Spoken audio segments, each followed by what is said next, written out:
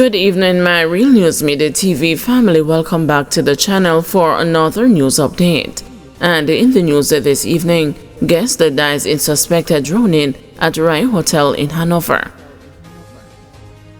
A Canadian man died Friday following a suspected drowning at the Rai Hotel in Hanover, just days after a similar incident occurred at another Rio resort in Trelawney. Management of Rio Grill confirmed that Jacques Mongreen was rescued from the sea by a lifeguard and another guest. CPR was administered, but only a brief pulse was detected before it ceased, according to the hotel's statement. Mongreen was later pronounced dead.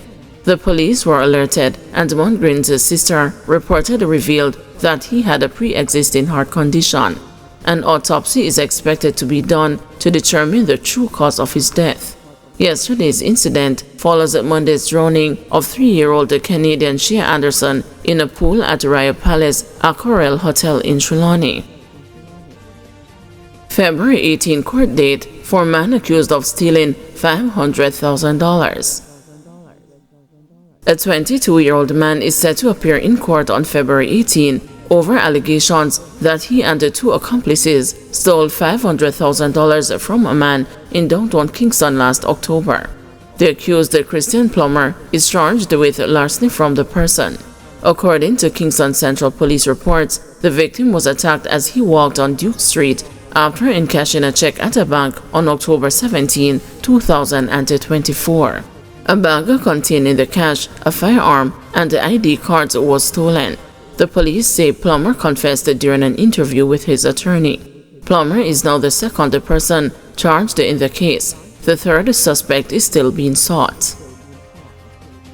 Diamond and Lavere named the persons of interest by Kingston Eastern Police. The Kingston Eastern Police are appealing for public assistance to locate 2 persons of interest in an ongoing investigation.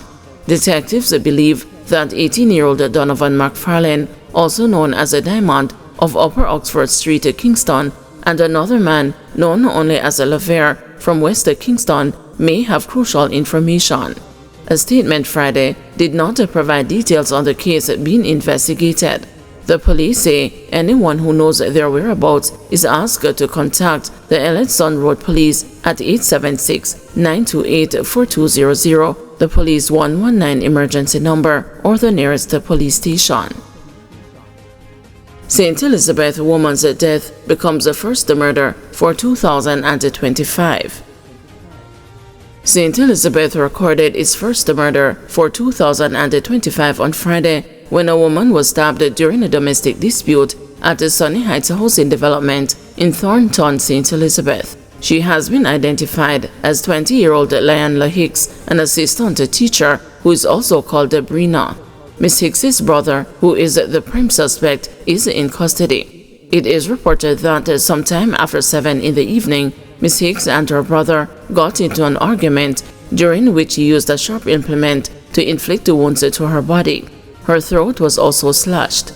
The police were alerted and they transported the wounded woman to the hospital where she was pronounced dead. Her brother was subsequently arrested. Security authorities are bracing for spike in gang-related murders. The Crime Monitoring and Oversight Committee says the security forces are bracing for a spike in murders as gang members are expected to engage in deadly battles to fill the leadership vacuum within their criminal syndicates. George Overton, head of CMOC, explaining that 70% of murders in Jamaica are due to gang-related conflicts, said the security forces have already dismantled 185 gangs. Overton, speaking with the news on Friday, added that the security forces are keeping a close eye on St. Catherine to prevent a flare-up of violence in the parish following last month's police fatal shooting of reputed one-order gang leader Othniel Tickman Laban.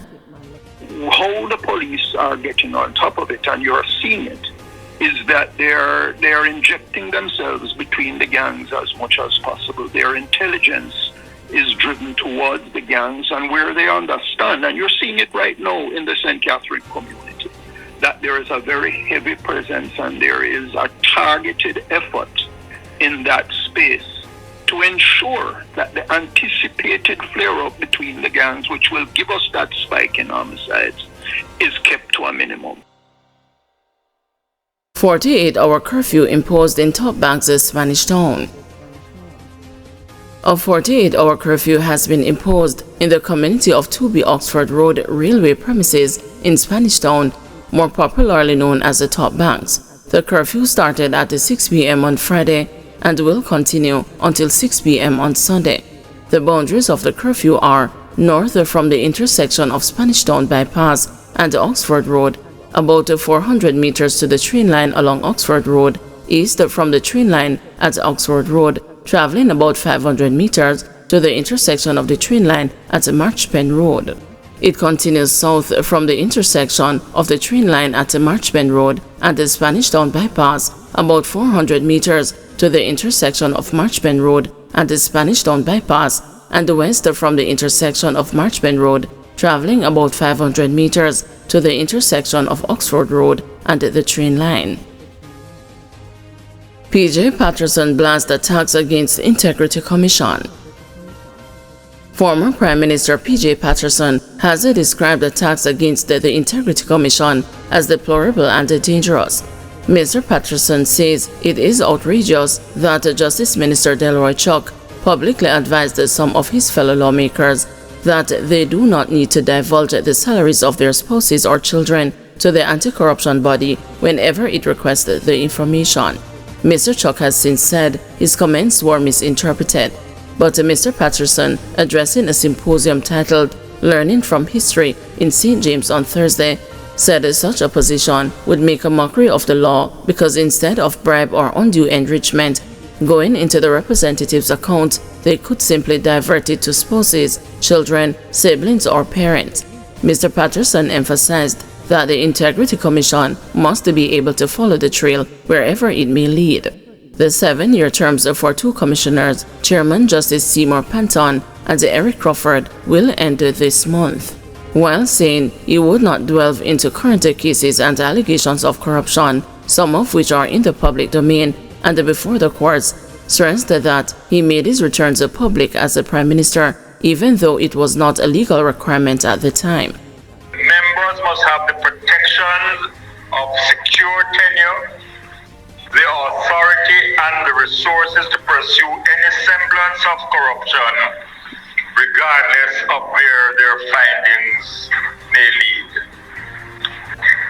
I think as we come towards the end of February, and 2 appointments will arise for consideration, we need to be reminded that those appointments are made by the Governor General after consultation with the Prime Minister and the leader of the opposition.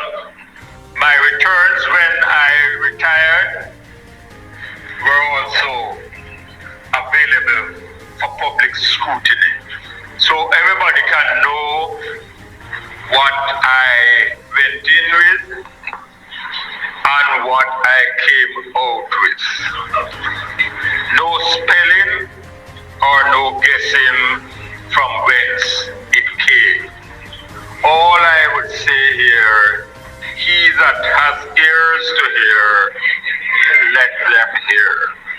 Watchdog group National Integrity Action has suggested that the Prime Minister Andrew Holness make public his 2021 and 2022 statutory declarations to combat misinformation, disinformation, fake news or alternative facts that may be circulating concerning why they have not been certified by the Integrity Commission.